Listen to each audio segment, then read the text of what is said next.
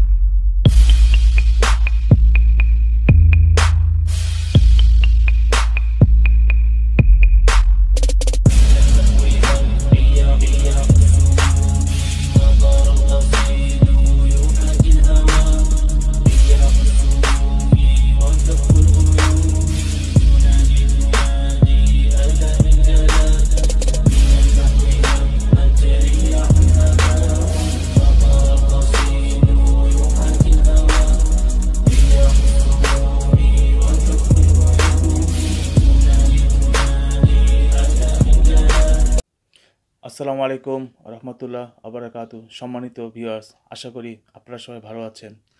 আজকে একটি নতুন বিষয় নিয়ে আলোচনা করতে যাচ্ছিলাম। বিষয়টা দেখা যাক আমাদের এই বর্তমান সময় পারিপার্শ্বিক সাপেক্ষে কীভাবে এটার প্রভাব ফেলতে পারে। আজকে যে বিষয়টা কথা বলতে চাচ্ছি সেটা হচ্ছে আমাদের শিক্ষা বিষয়ে, যেটা আমি গত পর্বে আলোচনা করেছিলাম, উচ্চশিক্ষা নাম দিয়েছিলাম। কিন্তু আজকে আমি যে বিষয়ে আলোচনা করবো এটা হচ্ছে আমাদের প্রাইমারি শিক্ষা থেকে উচ্চশিক্ষা। আশা করি আপনারা একটু ধৈর্য সহকারে আমার বক্তব্যটা বুঝতে পারলে অবশ্যই ভালো হবে। আর যদি না বুঝে থাকেন তাহলে এটার ব্যথা আমি নিজে নিব। তো একটা মানুষ যখন দুনিয়াতে আসে সে কিন্তু সবার আগে কার কাছে সে ভাষাটা শিখে? তার জন্ম পর থেকে তার মায়ের কাছ থেকে। অর্থাৎ মা হচ্ছে একটা শিশুর মুখের ভাষা। শিশুটা কিন্তু আস্তে আস্তে সামাজিকরণ হয় তার পরিবার থেকে। অর্থাৎ পরিবারের শিক্ষাটা হচ্ছে তার প্রকৃত শিক্ষা। এখন পরিবারটা যতটুকু তাকে শিক্ষাটা দেয়, একটা শিক্ষা প্রতিষ্ঠান কি আসলে ততটুকু শিক্ষা দিতে পারে? এই বিষয়ে আজকে আলোচনা করা হবে। এটা নির্মম সত্য। কারণ শিক্ষা ব্যবস্থা এইভাবে সাজানো হয়েছে যে একটা প্রাতিষ্ঠানিক রূপ দেওয়া হয়েছে। অর্থাৎ আপনি শিক্ষিত হতে গেলে বা শিক্ষা নিতে গেলে আপনাকে ওই প্রতিষ্ঠানে ভর্তি হতে হবে। ভর্তি হতে গেলে আপনাকে অর্থ ব্যয় করতে হবে। এখানে আপনি বিনামূল্যে পাবেন না। অর্থাৎ আপনি আপনার নিজস্ব পকেটে টাকা খরচ করে সন্তানকে শিক্ষিত করার জন্য আপনার শিক্ষা প্রতিষ্ঠানে ভর্তি করে দিয়েছেন। এখন সমস্যাটা এখানেই। আমি আগে একটা পর্বে বলেছিলাম যে আসলে কি সেই সব শিক্ষা প্রতিষ্ঠান কি তাদের দায়িত্ব কি পালন করতেছে? আমি এটাও বলেছিলাম না, আসলে তার দায়িত্ব পালন করে না। তারপর আমরা কেন আমাদের সন্তানদের, ভাই বোনদের এইসব শিক্ষা প্রতিষ্ঠানে ভর্তি করে আত্মতৃপ্তির ঢেকুর তুলতাছি? জন্ম দিয়েছেন আপনি, শিক্ষা দিবেন আপনি, কথা সত্য। এই বর্তমান বিশ্বটা বিভিন্ন শাখায় বিভক্ত হয়ে গেছে। জ্ঞান বিজ্ঞানে অনেক শাখা প্রশাখা, কথা সত্য। এখন বর্তমান যুগ বিজ্ঞানের যুগ, এই কথা সবাই বলতে আসছে। তো বিজ্ঞানের যুগ আমি আর্টসের বিষয়ে পড়া পড়ব? আমার নাম্বার কোশ্চেন। বিজ্ঞানের যুগে থাকা সত্ত্বেও আমি কেন সব কমার্স বিষয়ে লেখাপড়া করবো? Number 2 question. বিজ্ঞান যুগ থাকা সত্ত্বেও আমি কেন বিজ্ঞান নিয়ে পড়বো না? Number 3 question. হ্যাঁ, নাম্বার 1 যে আর্টসের বিষয়। আর্টস বলতে আমরা কী বুঝি? করা। নাম্বার 2 কমার্স বলতে কী বুঝি? বিবিএ বুঝি, বিভিন্ন বিজনেস ফ্যাকাল্টি বুঝি। নাম্বার 3 সায়েন্স বলতে কী বুঝি? পিওর সায়েন্স, বিভিন্ন মেডিকেল আছে, ইঞ্জিনিয়ারিং আছে, বিভিন্ন শাখায়। তো এই সকল শিক্ষা শিক্ষিত হতে গেলে একটা স্টুডেন্টকে প্রাইমারি, মাধ্যমিক, উচ্চ মাধ্যমিক পাশ করে তারপর ওখানে প্রবেশ করতে হয়। অর্থাৎ এই যে একটা শিক্ষা একটা দীর্ঘমেয়াদী প্রক্রিয়া, মানে দীর্ঘমেয়াদী। আপনি বুঝতে পারছেন কী বলছি আমি? এটা দীর্ঘমেয়াদী। মিনিমাম 12টা বৎসর আগে পাশ করতে ইন্টারমিডিয়েট শিক্ষা জীবন, তারপর সে যাবে আপনার অনার্স মাস্টার্স। এখন ছোট্ট একটা দেশে কতটুকু তার ভূখণ্ড? 1,37,000 বর্গ কিলোমিটার। জনসংখ্যা কম, বিশাল জনসংখ্যা, কোটি কোটি, মাশাল্লাহ। আল্লাহ অভাব দেয় নাই এদেশে জনসংখ্যাটা, জনসম্পদ। শুধুমাত্র একটা জায়গায় ভুলের কারণে আজকে আমাদের এই অবস্থা।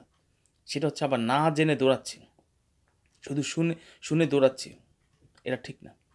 এই যে ছোট্ট একটা স্পেসে, ছোট্ট একটা দেশে হাজার হাজার শিক্ষা প্রতিষ্ঠান, বিশ্ববিদ্যালয়, সরকারি বেসরকারি 200 মতো, মেডিকেল আছে 100টার মতো, ইঞ্জিনিয়ারিংও আছে 200টার ভিতরে ধরলাম, কলেজ আছে প্রায় হাজারখানেক, 2, 3, 4, 5 হাজার হতে পারে, স্কুল আছে সরকারি বেসরকারি মেবি 50,000 হতে পারে বা 20,000 প্লাস।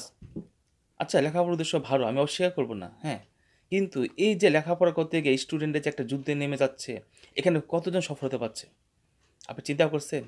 আপনি যদি একটু উচ্চ লেভেলে যান, সরকারি বিশ্ববিদ্যালয়গুলো, ইঞ্জিনিয়ারিং, সায়েন্স ফ্যাকাল্টি বা মেডিকেল, 1 লক্ষ মতো আসন আছে, 1 লক্ষ।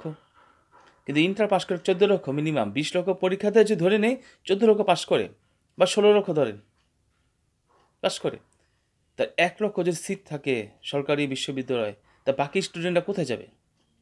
ওই প্রাইভেট বিশ্ববিদ্যালয়? ওই প্রাইভেট বিশ্ববিদ্যালয় তো সবাই বলবে মান ভালো না, দাম বেশি। কথা সত্য। একটা স্টুডেন্ট যখন 12 বছর লেখাপড়া করে শেষ করে, সে যখন দেখে তার যাওয়ার কোনো উপায় নেই, সে তো বাধ্য হয়ে সেখানে যাবে।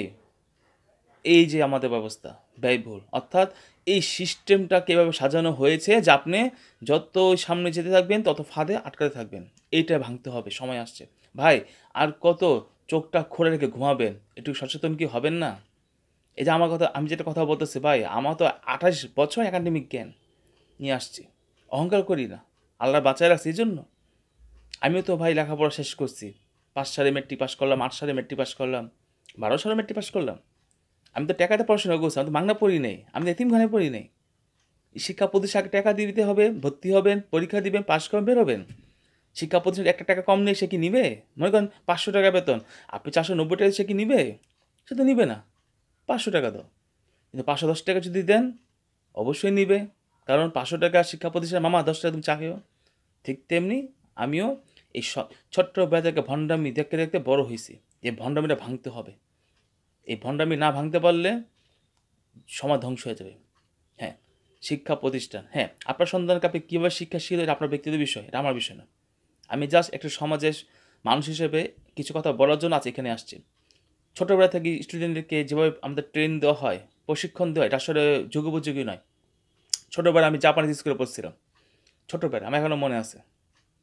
সব ভুলে গেছি অলরেডি, 90%। আমাদেরকে সুন্দরভাবে আমাদেরকে ওয়াশরুম সাফ করানো হতো, ক্লাসরুম সাফ করানো হতো, হাতের নোক টোক সাফ করানো হতো, ম্যানার বা আচার আচরণ শেখানো হতো।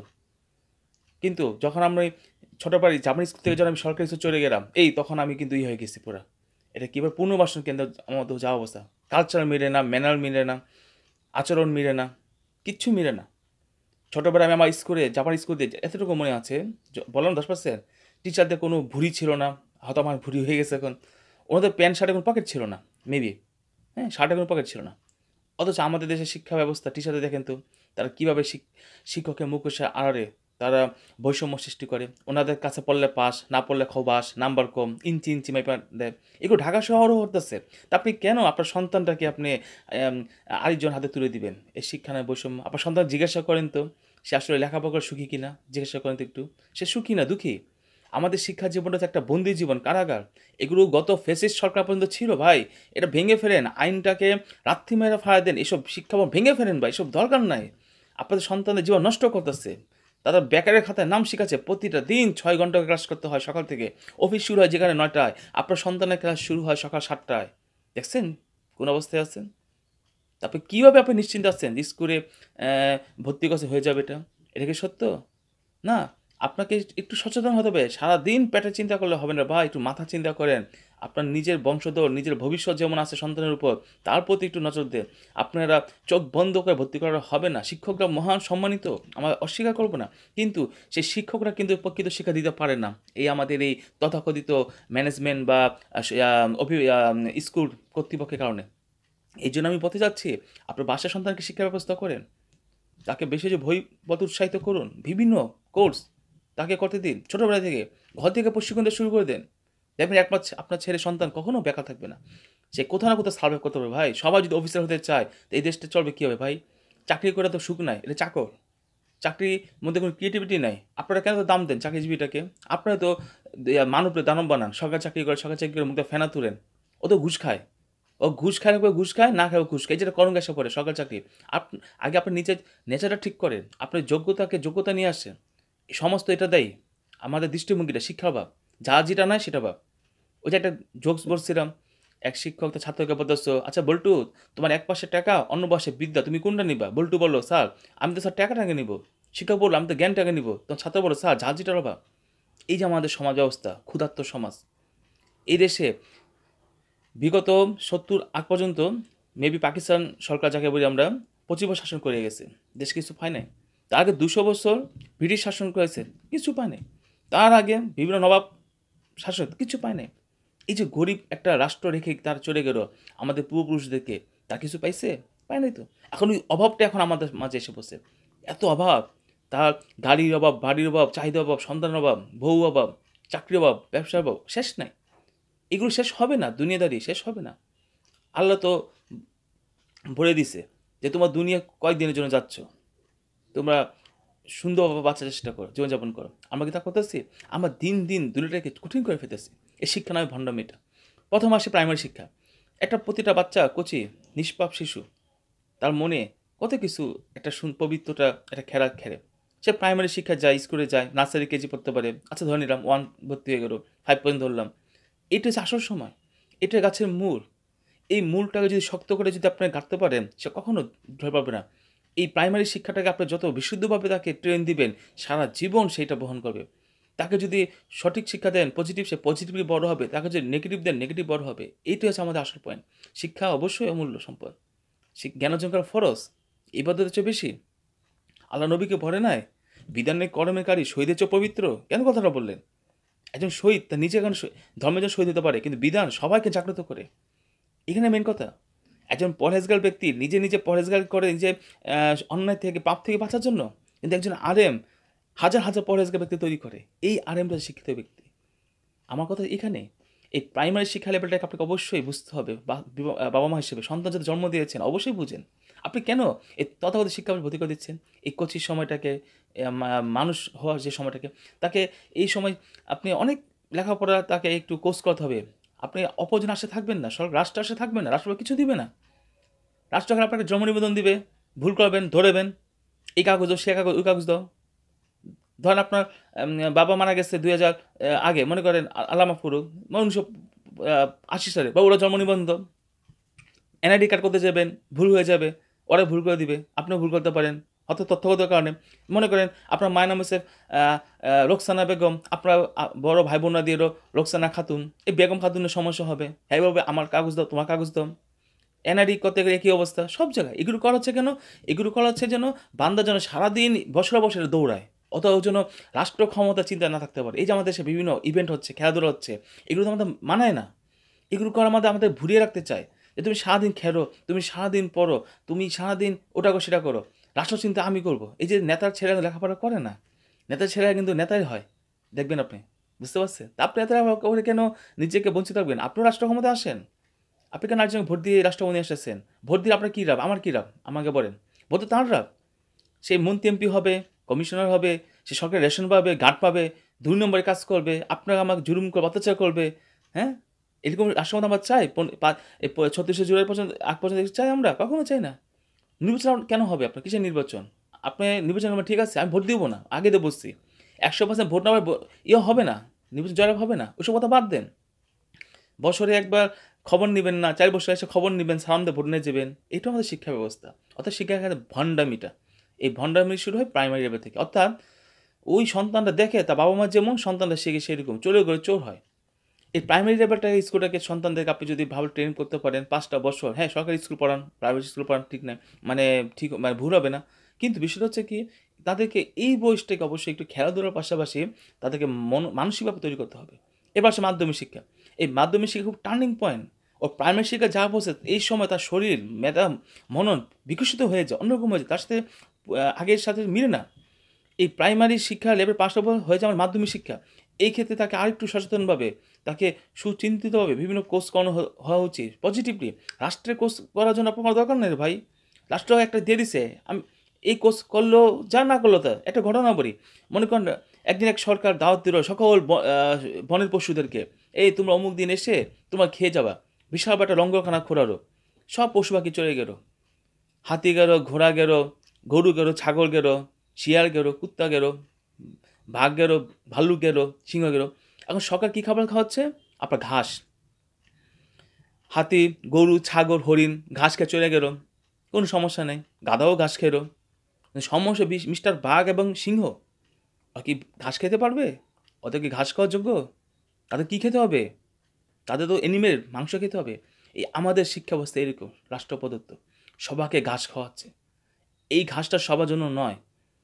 স্টুডেন্টরা খুব মেধাবী, লগ্ন থেকে সে অতি মেধাবী, কিন্তু সে সমাজে যখন বিকশিত রাখা হতে পারে, এই অসুস্থ সমাজ তাকে ধীরে ধীরে তাকে বুদ্ধিহীন বানিয়ে ফেলে। এটা মেন কারিগর হচ্ছে শিক্ষা প্রতিষ্ঠান। এখানে বুঝে না বুঝে পড়ানো হয় স্কুলে, ছোটোবেলা থেকে মুখস্থ করানো হয়। এটা হয় না রে ভাই। আপনি তো মনে করতে পারেন আপনার সন্তান অমুক স্কুলে পড়ে, অমুক কলেজে পড়ে, এটা ভাই গর্ব কিছু না। আলটিমেটলি দেখতে হবে আপনার সন্তান কতটুকু শিক্ষিত হইতে পারছে। ছোটোবেলায় এসব ভণ্ডামি দেখে দেখে বড় হয়েছে। আমার সন্তান ওই স্কুলে পড়ে, আমার সন্তান ওই কলেজে পড়ে, আমার সন্তান ওই বিশ্ববিদ্যালয়ে পড়ে। আরে ভাই, জাপানে বেসব চল না রে ভাই। জাপান হচ্ছে ক্রিয়েটিভিটি, এর রেজাল্টের 2 পয়সা দাম নাই। গিয়ে দেখেন গা যান, যা ভুল না থাকে। তুমি কি বানাতে পারছো, কি ইনভেন্ট করতে পারছো? আর আমরা কি বানাতে পারি? আমরা রেজাল্ট তৈরি করতেছি মুখস্থ বিদ্যা। স্যারের কাছে পড়লে পাস, না পড়লে খাও বাস। এই যে শিক্ষা প্রতিষ্ঠানের যে বৈষম্যটা প্রাইমারি, মাধ্যমিক, উচ্চ মাধ্যমিক, সর্বোচ্চ বিশ্ববিদ্যালয় পর্যন্ত আছে। বিশ্ববিদ্যালয়ের কথা এখানে বলতে চাচ্ছি, বিশ্ববিদ্যালয়ে যারা সায়েন্স ফ্যাকাল্টি পড়ে তারা অবশ্যই, আপনারা যদি আমার কথা বুঝে থাকেন, অবশ্যই শিক্ষা করতে বাধ্য হবেন। এইসব বৈষম্য টিচারদের থাকে, অর্থাৎ তার কথা অনুযায়ী আইন এভাবে সেভাবে চলতে হবে, এইভাবে প্রজেক্ট করতে হবে, ওইভাবে করতে হবে। আপনারা মনে করতে খুব ভালো, আসলে না, ভালো না। স্টুডেন্টের প্রজেক্টটা কিন্তু হয়েছে, এটা স্যার হিংসা হয়ে গেছে যে তুমি এত সুন্দর প্রজেক্ট করছো, আমি তো করতে পারি নাই, তোমাকে করতে হবে, দাবায় রাখতে হবে এই নাম্বারের ভয়ে। তখন স্টুডেন্ট কী করে? পাস করার ভয়ে সে তার প্রজেক্টটাকে একটু স্যারের মতো মডিফাই করে নেয়। পরে হয় কি, ও যে সুন্দর প্রজেক্টটা থিসিস থাকে ও নিজে কিন্তু বুঝে না, স্যারের কথা যে বানাতে গেলে আবার এদের যতগুলো ডক্টরেট ডিগ্রি বাতাচ্ছে, যতগুলো পিএইচডি বাতাচ্ছে, যত শিক্ষিত দেশটা কি উন্নত হয়েছে বিজ্ঞান ক্ষেত্রে? আমার বলেন তো একটু। শত শত হাজার হাজার বাতাচ্ছে কোয়ালিটি, কিন্তু আমার শিক্ষা ব্যবস্থাটা এরকম কেন? আমরা কোন জায়গায় হাত দেব? আমরা প্রাইমারি লেভেলে হাত দেব, এখান থেকে হইতে হবে আমাদেরকে। ভাই, শিক্ষা প্রতিষ্ঠানে না ভণ্ডামি করেন না, শিক্ষা প্রতিষ্ঠানে রাজনীতি করেন না অন্তত। হ্যাঁ, আপনার সন্তানকে শিক্ষা প্রতিষ্ঠানে যদি ভর্তি না করান, আস্তে আস্তে ওটি বন্ধ হয়ে যাবে। কারণ কি, যত ভর্তি করবেন তত বিকশিত হবে। আপনি পড়াবেন না, যাবে না। আমরা যদি না পড়তে যাই, সেক্ষেত্রে এমনি বন্ধ হয়ে যাবে। তো কথাটা বলছি এই কারণে, শিক্ষা ব্যবস্থাটা স্টুডেন্ট এক দীর্ঘমেয়াদী প্রক্রিয়া। 12 বছর আগে তার ইন্টার পাস করতে, তারপর 4 বছর, 16 বছর, তারপর হচ্ছে অনার্স মাস্টার, বিভিন্ন কোর্স আছে। এই 16টা বছর আগে পড়তে গিয়ে তা কত টাকা যায় হিসাব করছেন আপনি? এটা প্রতি বছর 1 লক্ষ টাকা যদি যায়, হিসেব ধরেন বর্তমান সময়ে, তাহলে 16 বছর 16 লক্ষ টাকা। এটা কি সরকার আপনাকে দেয়? না আপনার নিজের পকেট থেকে দিচ্ছেন? আপনি নিজেই দিচ্ছেন। আপনার আপনার সুখ, আরাম বিসর্জন দিয়ে সন্তানের শিক্ষার জন্য এই টাকাটা ব্যয় করতেছেন। বিনিময়ে আপনি কী পাচ্ছেন? একটা সার্টিফিকেট পাবেন। যদি না পান, তাও তো না পেতে পারেন। কারণ ওই যে বিশ্ববিদ্যালয়ের শিক্ষকদের কথা অনুযায়ী চলতে হবে। এই শিক্ষকদের একটু মানসিক প্রতিবন্ধী টাইপের হয়, অটিস্টিক টাইপের হয়। হয়তো উনি ভালো রেজাল্ট করছেন, কীভাবে? নির্মম সত্য, সেও তেলবাজি করে রেজাল্ট করছে, এটা মনে রাখবেন। আপনার নাম্বার এভাবে দিবে না, শিক্ষক আপনাকে নাম্বার এভাবে দিবে না। যদি আপনি তাকে ঠিকমতো তেলবাজি না করতে পারেন, সন্তুষ্ট না করতে পারেন, চড়তে ফেলতে 24 ঘন্টা বলতে গেলে যতক্ষণ বিশ্ববিদ্যালয়ে থাকবেন, প্রতিটা মুহূর্তে ঘন্টা ঘন্টা তার ডিবা মেরে তার দরজার ভিতরে ঢুকে ঢুকে তার রুমে ঢুকে সালাম দিতে হয়ে আসতে হবে। এবার সম্পর্ক হয়, নির্মম সত্য। এটা আমি দেখছি, আমি দেখে শুনে কথা বলি, না দেখে কথা বলি না। যে স্যারের সাথে, যে ম্যাডামের সাথে যত ভালো সম্পর্ক, সেই স্টুডেন্টের সিজিপি তত ভালো। এই যে আমাদের দেশে বিভিন্ন সময় সিজিপি বলা হচ্ছে উচ্চশিক্ষা, আসলে সে কিছু করতে পারে না। কারণটা কি? সেইভাবে রেজাল্ট করছে। আপনি যদি মনে করেন ক বিশ্ববিদ্যালয়ের শিক্ষার্থীকে খ বিশ্ববিদ্যালয় পরীক্ষা নিয়ে ও ফেল করবে, ঠিক তেমনি খ বিশ্ববিদ্যালয়ের হাই সিজিপি যে ক বিশ্ববিদ্যালয় নিয়ে এসে ও ফেল করবে। কারণটা কি? ও যে রেজাল্ট করছে তো সেভাবে সন্তুষ্ট করে। স্টুডেন্ট এটা নিরুপায়, সে বিশ্বতে প্রথম ঢুকে দেখে এভাবে রেজাল্ট হয়। তেলবাজি করতে হবে, লেগে থাকতে হবে, স্যারের কথা উদ্বোস করতে হবে। এটা জ্ঞান চর্চা হয় না রে ভাই, আমি নিজে দেখি নাই, জ্ঞান চর্চা হয় না। আমি কোনো টিচারকে দেখি না ল্যাবে সারাদিন বসে থাকতে, আমি নিজে দেখি নাই। এটা আমার কপালটা খুবই খারাপ। আমি যে বুড়ো হয়ে গেছি, আমি দেখি না কোনোদিন টিচার ল্যাবে থাকতে, কোনো দিন দেখি নাই আমার এই 14 বছর শিক্ষা জীবনে বিশ্ববিদ্যালয়ে। আমরা আগে গেছি, উনি পরে আসছে। দেখছেন ঘটনাটা কি? তারা চাকরি করে, শিক্ষক কী করে? চাকরি করে, চাকরি। এইটা প্রাইমারি লেভেল, মাধ্যমিক লেভেল, কলেজ লেভেল চাকরি করে। তারা কখনো শিক্ষা দিতে আসে না। আপনি কেন কি আপনার সন্তানকে ভর্তি করিয়ে আপনি নিশ্চিত বসে আছেন? হ্যাঁ, এটা সত্য। ছোটো একটা দেশে যে বললাম 14 পাস করবে, মেট্রিক পাস করার পর ইন্টার পাস করার পর তারপর বিশ্ববিদ্যালয়, তা বাকি 13 লক্ষ সে কোথায় যাবে? পাবলিক প্রাইভেট, মানে ন্যাশনাল বলেন বা প্রাইভেট বলেন, তাদের ভবিষ্যৎটা কী? আমাদের দেশে প্রতি বছর যদি 10 লক্ষ গ্র্যাজুয়েট বের হয়, 5 বছর বের হবে কয় লক্ষ? 50 লক্ষ। তো সরকারি চাকরি আছে আমাদের 20 লক্ষ।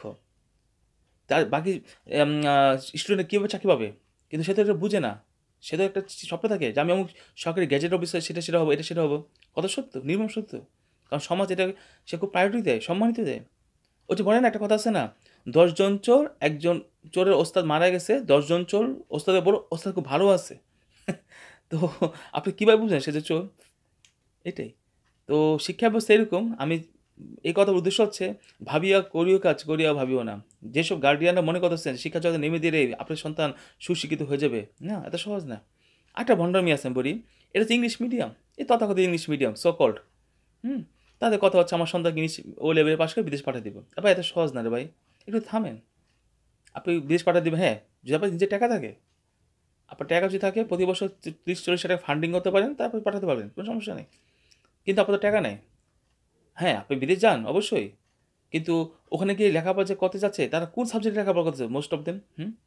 তারা কি সেইরকম সায়েন্স ফ্যাকাল্টি লেখাপড়া করতে পারতেছে না? করতে পারতেছে না তো। এটি হচ্ছে আমাদের বাঙালি সমাজের ভুগিযুগি, যাকে মারে মানে আউল বাউল, সব কিছু নিয়ে ভণ্ডামি করে। এদেশে ইংরেজ ব্রিটিশরাই পারে না ২০০ বছর ইংলিশ মিডিয়াম স্কুল প্রতিষ্ঠা করতে, শিখাতে। আর আপনি ২ দিনের বই লাগে ভাতে কোনো অন্ন, সাদা ভাতে আবার ফ্রাইড রাইস, আপনি কীভাবে ইংলিশ মিডিয়ামে এই মূল ধারা নিয়ে আসবেন? সব হচ্ছে রাজনীতি, ব্যবসা। শিক্ষার কোনো কোয়ালিটি নেই দেশে, বিন্দু মাত্র নেই। এত বছর স্বাধীন হয়ে গেছে, কারণটা কি? গাছের মূলটাই তো বিষ। যেই গাছের মূলটা বিষ, ওই গাছের ফল কি সুন্দর হবে? বিষাক্ত হবে। তো এই জন্য বলে রাখছি, সমাজের দায়িত্ব হিসেবে আমার, শিক্ষা প্রতিষ্ঠান অ্যাভয়েড করেন দয়া করে। জীবন অনিশ্চিত, একদিকে এই শিক্ষা জীবন পার করতে গেলে কোনো গ্যারান্টি নেই যে আপনি হ্যাঁ চাকরি পাবেন, কিন্তু আপনি বেকার নাম তুলবেন। এই যে বর্তমান জামানা, স্টুডেন্টরা যে কত হতাশাগ্রস্ত হচ্ছে, এটা আপনারা যদি না বুঝেন, আমরা কিন্তু বুঝি। সেই দেখে এত কষ্ট করে চান্স পেলাম, কিন্তু ভবিষ্যৎ অন্ধকার। লক্ষ লক্ষ ক্যান্ডিডেট সরকারি পোস্ট, চাকরি, তাদের ব্রেনে সরকারি চাকরি। ভাই সরকারি চাকরি কয় টাকা বেতন পাবেন মাস শেষে? ৩০-৪০ এটা সংসার চলবে আপনার পর্যন্ত? এটা আপনি কেন নিজে শ্রম মেধাটাকে আপনি নিজের ঘরে ব্যয় না করে আপনি রাষ্ট্র নামক একটা যন্ত্রকে দিতে যাচ্ছেন? ও তো আপনাকে কী দিবে? আপনাকে একটু নগদ অর্থ দিবে। সে কি আপনার দুঃখ কষ্টটা বহন করবে? কিছু টাকা দিবে, আপনি মরে গেলে কিছু টাকা দিয়ে দিবে, এই আর কি। আপনি নিজের ফ্যামিলি সার্ভ করেন। আমেরিকার দিকে তাকান, রকফেলার বিখ্যাত ধনী ব্যক্তি ছিলেন। তারা সবসময় ধনী হইছে পারিবারিক ব্যবসার মাধ্যমে। আপনাকে নিজের ব্যবসাটাকে, নিজের গোষ্ঠীটাকে আগে ইয়ে করেন, নিজের বংশটাকে ইউনাইটেড হয়ে যান। আপনাকে তাকাতে হবে না। আপনার যে বংশ ইউনাইটেড থাকেন, আপনার যে কৃষি জমি থাকে, আপনাকে কখনো পিছিয়ে তাকাতে হবে না। আপনারা নিজেদের মধ্যে সংসার করবেন, নিজেদের মধ্যে জীবনযাপন করবেন। আপনার অনুযায়ী পাত্রী খুঁজে নিয়ে আসতে হবে না। ওরা আপনার মূল্য বুঝবে না। অথবা ধান্দাবাজ। আমাদের দেশে মেয়েরা হচ্ছে বেশিরভাগ পাত্রীকে, যে কথা বলতেছি, তারা তো নিজেদেরকে মনে করে ডানাকাটা পরি। অর্থাৎ বাবা তাদের জন্ম দিয়েছে, স্বামী হাজবেন্ড তার অভাব চাহিদা পূরণ করবে। তার খাইকা স্বভাব। যদি ভুলে থাকে অবশ্যই ভুল, কিন্তু আসলে ভুল বই নেই। আমি কথা যেটা বলছি, আপনার দৃষ্টিভঙ্গি চেঞ্জ করেন। আগে নিজে ঘরে ছেড়ে ঘরে ফেরত যান। বংশের সাথে ইউনাইটেড হন। সমাজ গঠন করেন। রাষ্ট্র ব্যবস্থা গঠন করেন। আপনার নিরাপদ রাষ্ট্র দিবে না, আপনার বংশ রাষ্ট্র আপনার নিরাপত্তা দিবে। হকের পথে যুদ্ধ করবেন, ন্যায়ের পক্ষে দাঁড়াবেন, যেটা অন্যায় ঝাঁপাই করবেন। তাহলে আপনি একটা সুন্দর জীবনযাপন পাবেন। কিন্তু আপনি যদি আপনার পরিবার থেকে বিচ্ছিন্ন হয়ে যান, আপনার বংশ গোষ্ঠী থেকে বিচ্ছিন্ন হয়ে যান, আপনি তো একদম একা হয়ে গেছেন। আপনাকে কেউ দাম দিবে না, ছিন্ন বিচ্ছিন্ন। এটা তো বিগত ফেসিস্ট আমলে যে আমাদের কী বলে এটা, মাদার অফ হিউম্যানিটি, এটাই করছেন। যে দেশের জনগণ ইউনাইটেড না, তারা চিনতে আছে, তারা চাকরি বাকরি সারাদিন ব্যস্ত থাকে, সকালে রাতের অফিস আসে, ফ্ল্যাট গাড়ি বাড়ি করা চিন্তায় ব্যস্ত। সে আমার শাসন ক্ষমতা কি টলাতে পারবে? কিন্তু পারছে। এদেশের যুবক, যাকে বলে আমার তরুণ, তাদের আন্দোলনে ছাত্র, শ্রমিক, তাদের সবার আন্দোলন আজকে স্বাধীন হয়েছে। আপনি কেন আপনার নিজের মতামত ব্যক্ত প্রকাশ করবেন না? আপনি বলেন, আপনি আওয়াজ তোলেন যে না, আমি তোমার কথা অনুযায়ী চলবো না, তুমি আমার কথা চলতে হবে, তুমি মানবা? তুমি যে একটা আইন করে দিয়ে যাচ্ছ সামনে, এই আইনের সুযোগ মানে বেনিফিটটা কী হবে? এখানে আমার অধিকার কি বজায় থাকবে না ক্ষুণ্ণ হবে? এই কথা জিজ্ঞাসা করেন। সময় আসছে, চুপচাপ বসে থাকবেন না। না, আবার স্বাধীন করতে হবে, কিন্তু বারবার বলতেছি বাঙালি, বারবার স্বাধীন করতে হবে। এই স্বাধীন শেষ নেই। অন্যদের বিশ্বে একবার স্বাধীন করে সব সারা বিশ্বে, আমরা কিন্তু বারবার করতেছি। কিন্তু ওই যে 1753 সালে বা 56 সালে, যেটা হলো 1857 সালে, 1947 সালে, 71 সালে, 1989 সালে গণতন্ত্র বিজয় বলল, 2008 সালে জঙ্গি মুক্ত বাংলাদেশ গড়া হলো, 2024 সালে হ্যাঁ সামনে দল করতে হবে। আরে ভাই, রাজনীতি এত সহজ না। নিজের মতো চাপিয়ে দেবেন না। আপনার দোষ আপনার কাছে থাকেন, আমার দোষ আমার কাছে আছে। এখন শিক্ষা ব্যবস্থায় এটার সাথে ওতপ্রোত। তারা যে ক্ষমতা আসবে, সে সবসময় চাবে এই শিক্ষাটাকে যেন কুলুষিত করা যায়, যেন সাধারণ জনসন্তান যেন উচ্চশিক্ষা না হতে পারে। উচ্চশিক্ষিত হলেই তার ক্ষমতা মস্ত থাকবে না। এত বি কেয়ারফুল, বুদ্ধিমান, আপনি সচেতন। আমার কিছু কথা আপনি আকার ইঙ্গিতে বুঝে নেবেন। আপনি ভর্তি করতে পারেন, শিক্ষার মূল্য আছে, সার্টিফিকেটের মূল্য আছে অবশ্যই। আপনি কতটুকু পড়াবেন? তাকে প্রাইমারি শিক্ষা পর্যন্ত পড়ে গিয়ে তাকে জীবনযুদ্ধে ট্রেনিং দিয়ে নামায়, তারপর পরবর্তী সে নিজে ইনকাম করে লেখাপড়া শিখবে, এটার ব্যবস্থা করবেন? নাকি তাকে লেখাপড়া করতে আপনি বাবা মা হিসেবে নিঃস্ব হয়ে যাবেন? এটা আপনার বিষয়। ভাবিয়া করিও কাজ, করিয়া ভাবিও না। এই হচ্ছে আজকে আপাতত এতটুকু রাখলাম। অনেক কথা বলা যেতে পারত, সব কথা বলা যাবে না, কারণ সেই সময়টা আমাদের নেই। আমি জাস্ট একটু মনের ক্ষোভটা প্রকাশ করলাম যে এই শিক্ষা জগতে আসলে শিক্ষার্থীরা অসহায়, নিঃস্ব। তাকে যেভাবে খুশি সেভাবে নাচানো যায়, এই শিক্ষক নামক কিছু কুলাঙ্গার, যাকে বলবো আমরা, নাম্বার নিয়ে রাজনীতি করে। ও এত নিকৃষ্ট মনোভাব যে উনি এত বৈষম্য করে, এত ক্ষীণদৃষ্টি। এখানে প্রকৃত শিক্ষা দেওয়া হয় না। আমি যা বলতে চাই, প্রথমে ছোটবেলায় সে যা পাইছি যখন পড়লাম, আমার সেই সময়টা এখনও কিছু কিছু মনে আছে। ওখানে নাম্বার নিয়ে কখনো ইয়ে হতো না, দুর্নীতি হতো না। টিচাররা খুব অমায়িক ছিলেন, নম্রভদ্র ছিলেন। হ্যাঁ, পরিষ্কার পরিচ্ছন্নতা সব বিষয়ে তার টেক কেয়ার করতে। আমাদের রাষ্ট্র এরকম না যে জন্মতে ছেড়ে দিছে।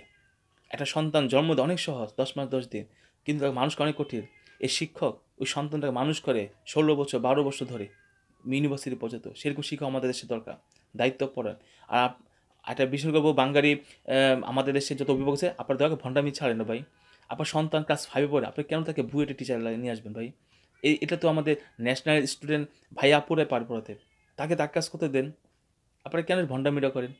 এটা ক্লাস 2 এর বাচ্চা, মেডিকেল স্টুডেন্ট, সে কি ডাক্তারি পড়তে আসে নাই? তাকে একটা হাই স্যালারি দিয়ে তাকে যদি ডাইভার্ট করে দেয়, সেটা লেখাপড়া হবে না। এই যে বিশ্ববিদ্যালয়ের মেন সমস্যা।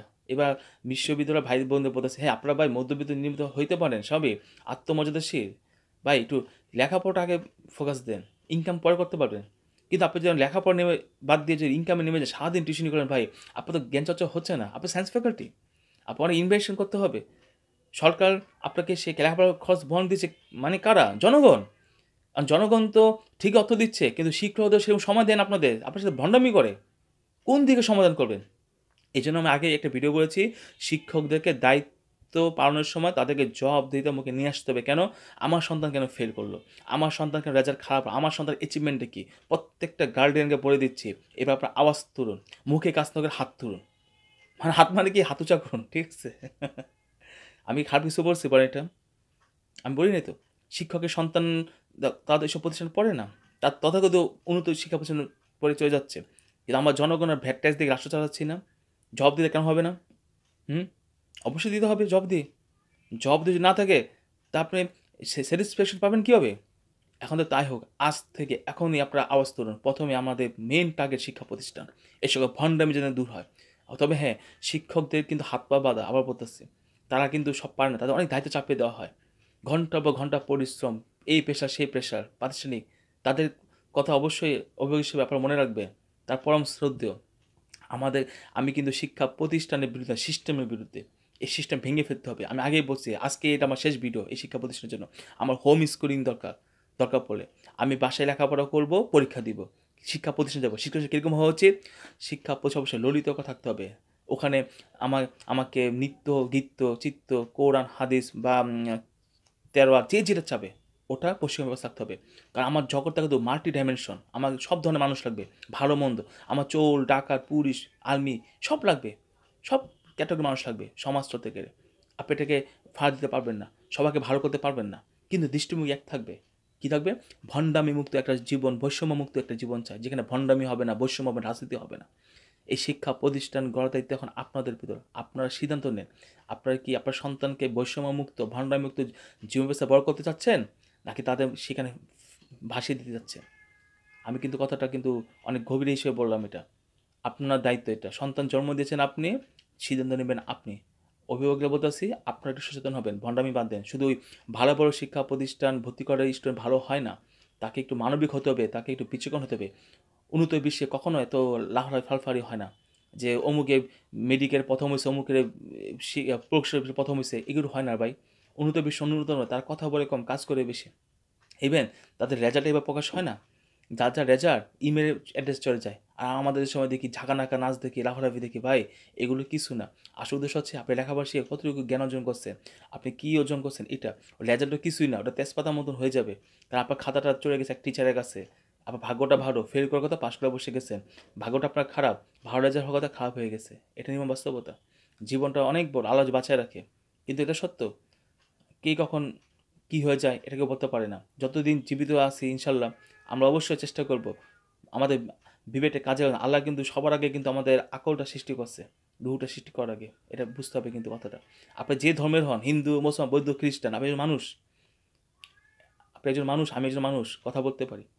আল্লাহ কিন্তু বলছে যে আগে আকলটা সৃষ্টি করছে, আকল মানে বিবেক। তারপর আপনি বিবেকটাকে কাজে লাগান, ভণ্ডামি করে না ভাই। কিছু টাকা পয়সা হয়েছে, ধনী হয়ে গেছেন গা, এই শিক্ষা পথে দর্শন করতেছেন, এই কলেজ সেই কলেজ। আপনার বাপদাদা কি আসছিল? খবর নিয়ে যে ইতিহাসে তালাশ করি, চাষা বসে আসছিল, খাইয়া না খায় বড় হয়েছে। আজকে ঢাকার শহরটাকে দর্শন করে শেষ করে ফেলেছেন, জায়গা জমি নদী না সব ভট করে ফেলেছেন, ডেভেলপার দিয়ে বিল্ডিং করে টাকা ছাপেয়া ফুটাং দিয়ে দেখাইতেছেন। মিয়া উন্নত বিশ্বে মিয়া যা যে তত শিক্ষিত সে তত ধনী। আপনি মিয়া 2 দিনের বই লাগিয়ে ভাতে কোনো অন্য লেখাপড়া জানেন না, তেজপাতা মনে কইরা সিগনেচার দিয়া টিপসই দিয়া আপনি ইয়া করেন। আর মিয়া ভেটার কাজ করি মিয়া কোটি কোটি টাকা মারি, মিয়া নাম রাখতে পারে না মিয়া। বেটা পান খায়া স্যাপ মায়ের হাতে সিগনেচার দেয় মিয়া। চিন্তা করছেন মিয়া, মাথা নষ্ট হয়ে যায় না মিয়া? এই বেটাকে এত ধনীয় কী হবে মিয়া? আল্লাহ দিছে না নিজে বানাইছে চুরি বাটপারি করে? আমরা তো বুঝি সিগনেচার রাখতে পারে না। পান পান খাইয়া মুখে স্যাপ মাইরা সিগনেচার টিপসই মেরে দেয়। আল্লাহ রে, এই হচ্ছে আমাদের দেশে কোন প্রতি শিক্ষা ছাড়া দেশ এগিয়ে যাচ্ছে। হ্যাঁ, ভবিষ্যৎ অন্ধকার শিক্ষা ছাড়া। এই রাষ্ট্র আপনাকে সুশিক্ষা দিবে না। রাষ্ট্র যখন যে যায় লঙ্কা সে হয় রাবণ। আমি রাষ্ট্রের বিরুদ্ধে না, সিস্টেম বিরুদ্ধে, রাষ্ট্র সবার। তাই আজকে শেষ কথা বলতে যাচ্ছি, আপনারা অবশ্যই সচেতন থাকবেন। সন্তানকে যত শিক্ষিত হওয়ার জন্য, ভাই বোনদের যত শিক্ষিত হওয়ার জন্য অনুরোধ করছি। হ্যাঁ, স্কুল কলেজ প্রতিষ্ঠান তাদের জবাব দিয়ে নিয়ে আসতে হবে। পাবলিক বিশ্ববিদ্যালয় থেকে আমি আবার বলতেছি, পাবলিক বিশ্ববিদ্যালয় নির্মম বাস্তবতা। ওই টিচারটা এবার বড় হয়েছে নির্যাতন খেয়ে খেয়ে, সে ওই নির্যাতন করে, ঠিক মতো পড়া বোঝাবে না, বললে সে ওরকম কোশ্চেন করা যায় না। আমি আজ পর্যন্ত আমি দেখিনি আমার 14 বছর জীবনে। 14 বছর আপনি কী মনে করছেন? 14টা দিন আজ পর্যন্ত আমি দেখি নাই কোনো স্টুডেন্ট কোন টিচার কোশ্চেন করছে। প্রথম কোশ্চেন করছিল, পরে পরে চেঞ্জ হয়ে গেছে, কারণ বুঝতে পারছে কোশ্চেন করার সমস্যা। তাহলে বুঝেন 14টা বছর আমার ঠেকা পড়ছে। আমি তো 16 সালে ব্যাংকে চাকরি পেয়েছিলাম, আমি তো করিনি লেখাপড়ার জন্য। সিএসসি পাওয়া গেছে, মাকে বললাম মা সর্বশেষ সাবজেক্ট সিএসসি পেয়েছি, কী করবো? চাকরি করবো নাকি পড়বো? মা বললো লেখাপড়া তো করতেছো করো, সমস্যা কী? সবাই তো টাকা ইনকাম করে, টাকা কি থাকে? টাকা তো চলে যায়, ডান হাতে টাকা বাম হাতে চলে যায়, বাম হাতে ডান দিকে চলে যায়। লেখাপড়ার নাম না, এই যে বলে আসলাম সবচেয়ে নিম আমাদের ইঞ্জিনিয়ারিং, নামই ইঞ্জিনিয়ারিং। এখানে কোনো প্রজেক্ট নাই, কোনো ইমপ্লিমেন্টেশন নেই, কিচ্ছু নেই, সব লুটপাট চালায়। আসলে ওই টিচারটা হয়েছে এভাবে ভুগিঝুগি মেরে বলবো না, সেও তেলবাজি করে রেজাল্ট করছে নম্রবদ্ধ সেজে, সে তার ডিপার্টমেন্টে চাকরি নিচ্ছে বেশিরভাগ। আপনি দেখবেন যখনই দেখবেন অমুক টিচার তার ডিপার্টমেন্টের সাবেক ছাত্র, তখন ধরে নেবেন। এখানে কোনো কিন্তু নাই, এখানে ওইটাই আছে। প্রত্যেকটা টিচার তার ফেভারিট স্টুডেন্টকে রেজাল্ট করে দেবে। এটা নির্মম সত্য বলে দিলাম। এই যে দেখছি আমি চরম সত্যতা বলে দিছি। আমার দরকার নেই তো, আমার এত লেখাপড়া দরকার নাই। যে দেশে লেখাপড়া ভণ্ডামি চলছে, আমার দরকার কি এখানে? হ্যাঁ, দরকার আছে? লেখাপড়া খুবই ইম্পর্টেন্ট। আবার বলতেছি, আজ থেকে হোক এসব ভণ্ডামি মুক্ত, আপনার চেঞ্জ হয়ে যান। আর শিক্ষা প্রতিষ্ঠান দিয়ে অবশ্যই বলবো তাতে জব দিয়ে নিয়ে আসতে হবে। যেই স্টুডেন্ট খারাপ তার মানে সে খারাপ না, তার রেজাল্ট খারাপ হতে পারে, সে অন্য ক্রিয়েটিভিটি আছে, সে ভালো খেলতে পারে, সে ভালো মারতে পারে, সে ভালো এসে তাকে সেভাবে ট্রেন দেওয়া হোক। লেখাপড়া দিয়ে সবাইকে যাচাবাচা করবেন না, ওর রেজাল্ট খারাপ সে খারাপ না, সে ভালো। কিন্তু আমরা কী করি? রেজাল্ট হিসেবে সবাইকে বিবেচনা করতেছি। এটাই রাষ্ট্রীয় বিশ্ববিদ্যালয় সুযোগ সুবিধা বৃদ্ধি করতে হবে। যত স্টুডেন্ট বের হচ্ছে তাদের 50% হলেও আসন ব্যবস্থা করতে হবে। অন্যথায় রাষ্ট্রকে বলছি, যারা চান্স পাবে না তাদেরকে সরকারি ভর্তুকি দিয়ে যেই যেখানে লেখাপড়ার সুযোগ পাবে তাকে সেখানে ভর্তি করানোর জন্য তাকে সাবসিডি দিতে হবে। অন্যথায় বেকারদের সার্টিফিকেট ফেরত নিয়ে তাকে যথাযথ 5 গুণ টাকা ফেরত দিতে হবে। 5 গুণ বললাম এই কারণে, সেই স্টুডেন্ট তো অবশ্যই সরকার ভ্যাট ট্যাক্সে লেখাপড়া করেছে, বই খাতা কলম টিউশন ফি, ঠিক না? তারপর সেই জীবনটাকে ব্যয় করছে। এটা অবশ্যই আমার দাবি, 1 নম্বর দাবি, যত বেকার শিক্ষার্থী আছেন তাদের উচিত হবে এই ক্ষেত্রে আওয়াজ তোলা। হয় আমাকে রাষ্ট্রীয়ভাবে সুযোগ সুবিধা দিতে হবে, আমি রাষ্ট্রীয় অর্থনীতিতে অবদান রাখছি, লেখাপড়ার মাধ্যমে ব্যয় করেছি, জিডিপি তুমি যা দাও নাই, নতুবা আমাকে আমার সনদ ফেরত নিয়ে আমার 5 গুণ টাকা ফেরত দিতে হবে, অথবা পুনর্শীলন করতে হবে। আজ হোক আন্দোলনের এটা মূল বিষয়। আমি একটা কথা বলতে চাচ্ছি, জীবনটা কিন্তু কখনো এমন পথে নিয়ে যাওয়া উচিত হবে না যেখানে একটা তরুণী বিমর্ষ হয়ে যাবে। তাদের অবশ্যই জীবনে মূল্য আছে, তারা অবশ্যই দেশের যোগ্য, তারা অনেক কিছু করতে হবে, তাদের সাপোর্ট দরকার। তাই আপনারা যে যেখানে আছেন অভিভাবক হিসেবে, আত্মীয়স্বজন হিসেবে সবার চেষ্টা করুন স্টুডেন্টদেরকে সাপোর্ট করার জন্য। সে কিন্তু অনেক মেধাবী, তার কিন্তু একাডেমিক জ্ঞান আছে। আপনার সতর্ক থাকবেন, সবার সাথে ভালো ব্যবহার করবেন, বাবা-মা, ময়-মুরব্বি সবার সম্মান করবেন, ছোটদের আদর করবেন। এই বলে আমি আমার আজকের এই টপিকসটা এখানে শেষ করতে যাচ্ছি। আপনারা অবশ্যই ভালো থাকবেন। আশা করি আগামী পর্বে দেখা হবে। এই কামনায় রইল। ধন্যবাদ। আল্লাহ হাফেজ। আসসালামু আলাইকুম ওয়া রাহমাতুল্লাহ ওয়া বারাকাতুহু।